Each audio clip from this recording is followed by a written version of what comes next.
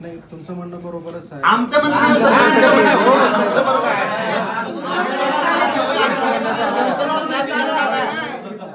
आणि हे राजकारणाचा विषय नाही आहे, हे प्रशासकीय सगळं प्रशासनाने केलेला गोड गंमत आहे.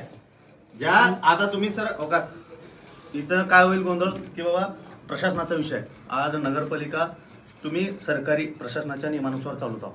आज प्रजासत्ताक दिन करायचा आहे, 1 मेला आपण महाराष्ट्र दिन साजरा करतो. हे सगळ्या गोष्टी आहेत.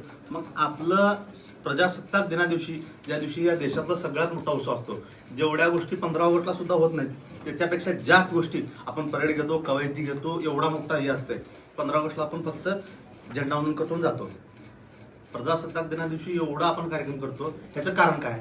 कारण की ह्या देशाचा राजा ही प्रजा आहे. प्रजासत्ताक, प्रजाची सत्ता, म्हणून रिपब्लिक डे आहे.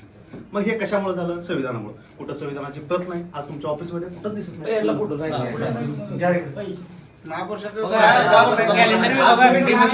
एमपीएससी यूपीएससी कशामुळे केला?